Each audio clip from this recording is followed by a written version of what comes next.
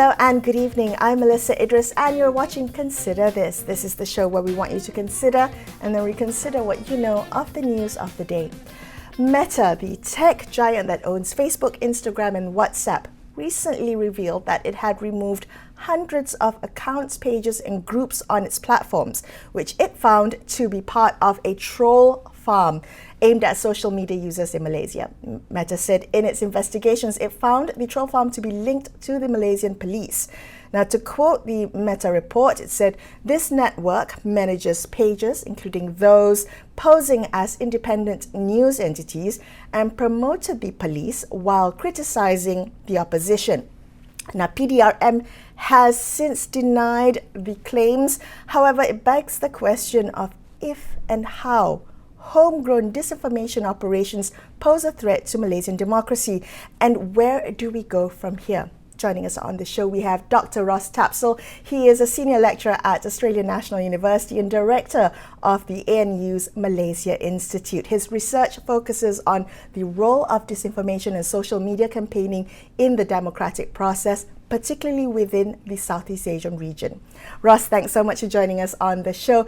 I'm wondering, how did you first respond when you heard of claims of troll farms being linked to the Malaysian police? I mean, what do you make of this news? Well, on the one hand, I think it's important not to give Facebook too much credit for this kind of revelations. There has been a lot of pressure on Facebook to try and expose some of this behavior over a long period of time. They're often slow or reluctant to do so. Obviously, the issue of trolling is a long entrenched practice in Southeast Asia. We've heard of trolls in the Philippines, of buzzers in Indonesia, and indeed of Cybertroopers in Malaysia for quite some time. And these big platforms, such as Twitter and Meta, are rare that they expose this kind of behavior. So on the one hand, yes, it's good that there's this stuff out, but it's really only a tip of the iceberg in a lot of ways of what goes on their platforms, and they really should be doing more. So that was my first thought. And then the second thought was, of course, the role of the police itself and how this has become a regional issue.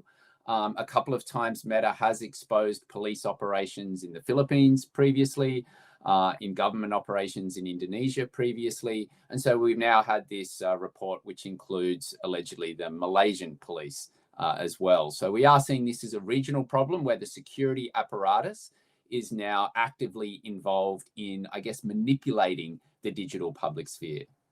Ross, what do we know about those incidences in the Philippines and in Indonesia? Has anything come out from Facebook or from Meta revealing that there are links to security operations? Yeah, so Meta publishes these reports. They say that there is, quote, coordinated inauthentic behavior, which basically means that there is a digital labor practice going on. And Meta in the Malaysia report said that we could tell this largely because, it starts at 9 o'clock, there's a lunch break, it finishes at 5 p.m., which suggests you've got a team of people, most likely employed, pumping out certain forms of information, in this case, to be anti-opposition groups, pro-police kind of information. So they say that they've got the evidence for this. To what extent we get the details will be, usually they don't publish in great detail all of these kind of information, but sometimes Twitter and Meta does. And often what the response is from the security forces, for example, in the Philippines, and indeed seemingly here in Malaysia, is just to deny that it doesn't go on. And in the case of the Philippines, they said, well, we just deny this kind of operation. Meta says, well, we've had the evidence. The evidence is there. Philippines police says we deny it, and then everybody moves on. So the problem here is, what is the recourse? Like, what happens next? Where is an independent arbitrator in this kind of example? And there doesn't seem to be one. They can just deny these things and then it goes on. Okay, so kind of understanding a little bit about how Cybertroopers work, and there seems to be this conversation happening about coordinated disinformation operatives. How do disinformants and Cybertroopers or influence operations or whatever you want to call it, how do they impact the way people think and behave? Because the way Meta wrote in its report was that the idea was to manipulate or influence public discourse. Can troll farms do that? Are they effective in achieving that objective? Yeah, so the practice of trolling or cyber trooping, whichever term we want to use, is actually very varied. Sometimes it's unpaid work through volunteer groups around election times, for example. Sometimes, I'm talking regionally here, sometimes it can be student groups that are part of a religious organization that receive small amounts of cash. Other times you're looking at highly structured, well-funded operations that include the state. And so the most famous case of this would be, again, in the Philippines, where you had these so-called pro-Duterte trolls who were constantly attacking opponents, including prominent female journalists and other activists, and constantly pumping out good information on Facebook and in comments on Facebook and Twitter and so on about the Duterte administration. And the argument that is put forward for those who write about trolls in the Philippines would be that it's largely state-sanctioned and state-funded. And I guess that's the concern that we might have here in Malaysia. To what extent is the state apparatus and political parties involved in pumping out good information about the government or the police or the security forces and attacking opponents in order to win over public sentiment on the digital public sphere? That's essentially what they're trying to do. Flood out any criticism of powerful groups or, the state, and make sure you're constantly saying good things about how the organization or the state works. Can I ask you, particularly with these political actors, do you think that in the case of Malaysia, with the upcoming general elections, will GE15 be fought mainly in the digital public sphere? Or do you think that social media is a poor bellwether for political engagement? Yeah, I first started researching Cybertroopers in the 2013 election. I thought it was a really interesting case. I thought actually Malaysia in some ways pioneered the practice, and then other countries started to adopt the methods. And then I thought by 2018, the practice had died out. I thought it was becoming really obvious when there were cyber troopers and political parties were employing them. You thought it was a really sort of old trick that wasn't working. And actually the most important discourse around the GE14 or the 2018 election was really WhatsApp and personalized communication, particularly around the 1MDB case, right, which was getting spread around on Facebook and WhatsApp. And that was issues of corruption and change of government was there. So for the next election, I still do think that WhatsApp is crucial. I do still think that individual politicians are going to want to hire digital media strategists, and indeed some cases that will include teams of campaigners, and that might occur at a local level in their local constituencies, or it might be at a national level where the political parties try to have a top-down message that comes out to push out throughout the country. So I think digital campaigning matters, but what form it takes will be really interesting to see whether cyber trooping does actually impact much, or whether individualized messaging via WhatsApp is actually more crucial. We know that there's a practice where political parties try and hire people to get more people in WhatsApp groups and pushing this kind of message out. And indeed, we've seen the rise of TikTok over the past few years, and whether there's new practices on that platform. Overall, it's always an important strategy, but it's not the most important strategy to win an election. Can I ask you if in your research you found that there are certain countries that are more susceptible to these types of digital campaigning or disinformation being spread digitally? I mean, what makes a population vulnerable to this type of digital campaigning? Well, we certainly can't say that it's any particular country or, education levels, for example. It would be easy to have an answer like that and just say, oh, we just need better digital literacy, or we just need better literacy broadly. I mean, look at the challenges that the US is facing at the moment, and the January storming of the Capitol after the US election. I mean, clearly disinformation and social media discourse played a big role in convincing those people that the election was stolen and continuing to convince Americans who voted for Trump or Trump supporters that the election was stolen. So it's not a simple case of saying it's, one country is more affected by the other, but obviously what you want in order to counter fake news and disinformation is a reliable media and mainstream media and a reliable public sphere, which includes quality independent journalism. And so part of the problem in the US is you don't have a lot of those kind of viewers who they're watching Fox News, they're on Facebook, and it does manipulate people. And that can be a challenge in every country, including my own in Australia. I just assumed that, I think the conversation about fake news from several years ago largely revolved around having more media literacy, having fact checkers, and that was the way to combat what we understand as fake news online. That's what I'm understanding from you now is not as simple as that. It's not just as simple as educating people to spot what is news and what is not news. And the reason why I asked this is because part of Meta's announcement was that the network had managed pages, including those posing as independent news entities. So what a social media user might see as a news outlet without verifying it may think that this is coming from a reliable source. How do we expand that conversation beyond just media literacy? It feels like we want to do something, yet there doesn't seem to be, I think, proactive steps in addressing what has now become quite a widespread problem.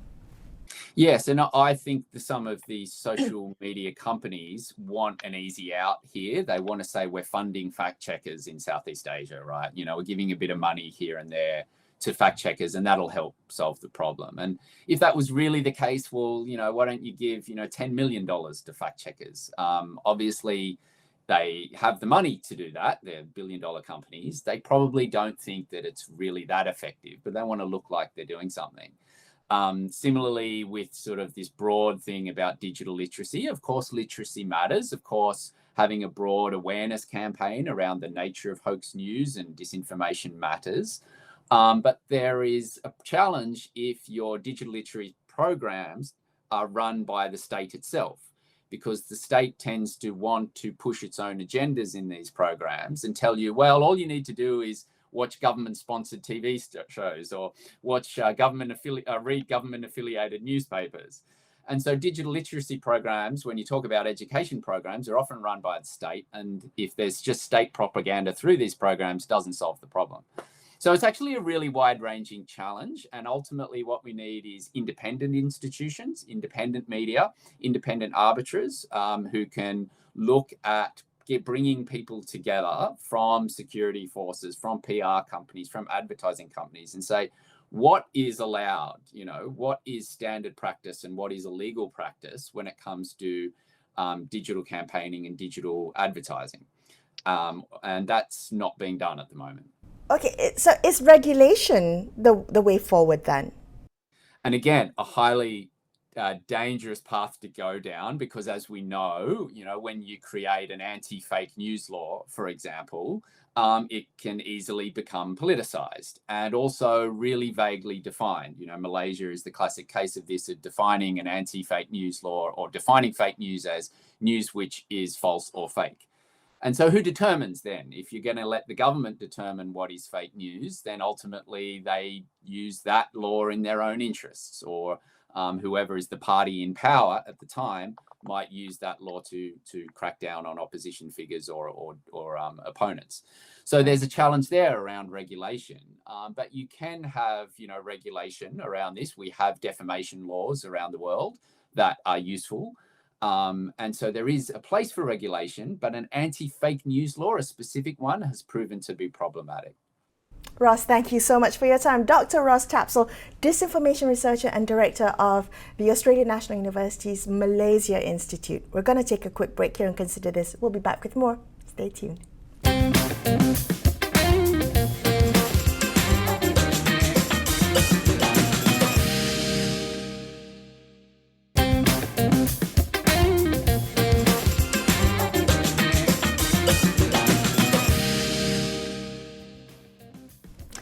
Hi, you're watching Consider This. I'm Melissa Idris. Let's continue our conversation. Just a quick recap on the topic of tonight's show. The police have denied a claim by social media tech giant Meta that found that the PDRM was linked to a troll farm set up to manipulate public discourse. Now, the coordinated network was said to be active across Facebook, Instagram, TikTok, and Twitter, and had, quote, posted memes in Bahasa Malaysia to support of the current government coalition, along with claims of corruption among its critics, end quote. Now, what makes memes the weapon of choice for disinformants running influence campaigns? Let's ask University Nottingham graduate Farhan Shami Abdullah. He's our next guest. He is now an independent scholar who focuses on media literacy and digital cultures. In particular, he studies the Malaysian memescape. Farhan, welcome to the show. Thanks for joining us today. Farhan, memes, at a glance, I think of memes as harmless. They appear harmless. They seem to be more about humor and mischief, and there's a sense of playfulness. But increasingly, they are being used as tools of disinformation, and they're being used in influence campaigns. Why do you think that is? Yes. Okay. Thank you so much, Melissa. So first and foremost, I would like to just showcase how much memes have been explored in academics throughout the past few years. Yes, it is true that for the longest time we've been looking at memes, funny pictures. They're harmless, they make you laugh, but we have never really looked into it as a form of cultural unit, as a form of cultural vehicle to move discursive sentiments from one place to another. So in talking about that, we must first consider what a meme is. So a meme is a group of content units that has been widely shared around, mimicked, and altered, which spreads initially from one person to another. Then it expands until it becomes a cultural phenomenon. That's why when you look at the memes and you look at like maybe SpongeBob, Baby the Frog, Star Wars, it comes from one person to another, and then suddenly everybody knows it. So it becomes a quintessential part of internet culture where memes can indicate certain sentiments or feelings towards something that is being shared. So in effect, we often see these memes in the form of funny images, TikToks, Instagram. So think of again SpongeBob that has been altered to communicate messages based on the meme creator's desire. Think of funny and forthright, amusing images of minions that has those good morning messages. And Right. for the case of Malaysia, think of the Syukur Malaysia Masih Aman image macros and the Raja Bomo holding coconut memes that has been appropriated and used to talk about certain elements of politics in Malaysia. All right. Can I ask you about memes? Because again, memes to me signify an internal joke, almost like an in joke. I'm part of the joke because I understand the meme. So that in a way it solidifies tribal bonds, and that can be a very persuasive digital tool to get people to spread a message because you want to be in on the joke. So you're asking what's behind this meme. Do you think that there are certain demographics in which memes penetrate or spread faster, particularly as we saw with the Meta announcement that these memes were in Malay, the text was in Malay, the text used within these memes were in Malay. Are there cultural sensitivities that we need to take into account when memes are being used in disinformation campaigns? Yes, that's a good question, Melissa. So one of the things that we need to consider about memes is that it's a very youth-centric thing. Um, one of the few elements that constructs a memes is the fact that it uses pop cultural references. It talks about events that are localized to a certain area and time. It also uses some lingo and words specific to demographics in that particular part. So in the case of Malaysia, we could certainly see how these memes were very strategic. The use of Malay is nowhere near a coincidence. The use of Malay by these troll farms was specifically used to influence Malay youth demographics. Who, when we look at where our country is headed, we're going into a shift in our polling where youths starting from 18 years old are coming in to vote for the first time. So this is exactly where these troll farms are trying to leverage.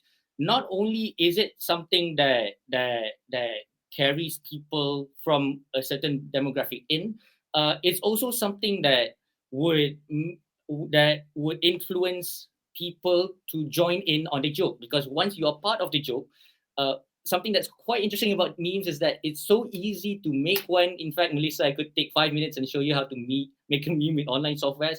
It's so easy for you to show certain sentiments and put in your own messages into those memes. So it then becomes a snowball effect from trolls that target youths in Bahasa Melayu to show specifically an illusion of grassroots support, to then people looking at it and say, oh, okay, maybe I want to be in on this joke. Maybe I want to be, maybe I feel strongly with the sentiment that's being put out by these memes, and then they contribute to that being further proliferated. I think that's interesting what you just said, that memes are being used for the illusion of grassroots support. Can you elaborate on what you mean by that? Yes, so this really brings into mind a form of warfare that's been quite debated in academics, which is called memetic warfare, which is the use of memes, humor, and popular culture by state actors or political entities to influence the narratives. So what we are seeing today from Meta's report is a shining example of what's happening in Malaysia. So they shut down a troll farm, which they claim was spreading state-linked propaganda, and these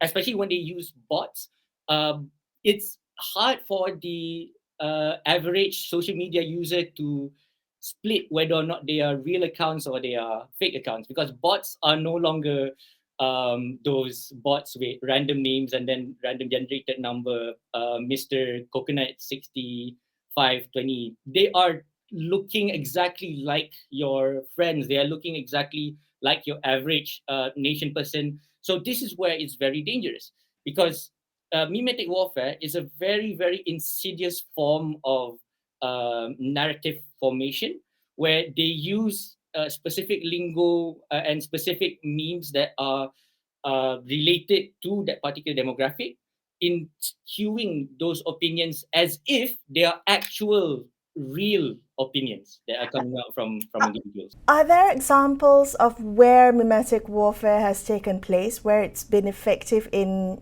influencing discourse or maybe spreading influence about a certain information or political or state actor? Is there anywhere that you've seen or in your research that has been used as a case study? Yes. Before I go on to the states, I would like to mention that NATO itself is looking into mimetic warfare as a legitimate form of defense in countering misinformation and countering narratives that skew its defenses. As for solid examples of states that have been utilizing it, there's Israel and the IDF social media pages that's been used to show Israel in a good light and skew the view towards Palestine. There's ISIS and also Al-Qaeda that has been using memes to garner support for their movements. There's also Russia and Ukraine that's been using memes to garner support for their sides, altering a few truths here and there to show their particular side that this is what's going on, and that's how they get support. So troll farms has also been linked to China, Russia, and alt-right communities in America. We in Malaysia are also no stranger to bot farms, actually, as we could see Cybertrooper link coordinate bots that surged during the previous 2018 election. Are you concerned that it will be used again in the next general election? I mean, I spoke to Dr. Ross Tapsell a little bit earlier, and I asked him whether or not GE15 will be fought on the digital battleground. Do you think that this GE15 is largely going to be in the digital public sphere, and we as the citizenry and voters will be exposed to this mimetic warfare? What is it that voters and social media users can do to kind of guard ourselves? I would say most certainly this will be a facet of our upcoming general election. There has been these uses in the previous 2018 election, and it has shown to snowball support for different sides. So because it's worked already and it's working throughout the globe, I could certainly see this working, especially since memes are particularly they particularly resonate well with the youth that will become a new demographic. So how we are going to approach this in the next general election, it's important to then look at memes as a growing field, as a growing academic field. This then highlights exactly how important it is for us, the general society, academics, lawmakers, to look into memes and how they've been used in propaganda, especially important since Malaysia's discourse on memetic warfare and also memes in general is lagging behind. Governments and other organizations should seriously consider the impact and role of memes in disseminating this sort of content. But also for us as individuals, especially youths who are watching in, one of the main easy things that we could look into is to increase our own media literacy awareness. Because again, one of the things that bots are using to skew our perception towards certain areas is to highlight certain messages about highlight a very, very specific form of messaging towards events. So what we can do is then scrutinize these events. Are you sure that this politician did that? Are you sure that this institution is going to bring you down? So these are the questions that we can have. We can have a very skeptical mindset to then question not only memes that are bringing these sorts of content, but also propaganda in general. Farhan, thank you so much for joining us on the show today. We've run out of time, but I'll tell you that I will never look at a meme, dismiss a meme, or look at a meme as the same way again. Thank you for your time. Independent scholar Farhan Shami Abdullah there, wrapping up this episode of Consider This. I'm Melissa Idris, signing off for the evening. Thank you so much for watching, and good night.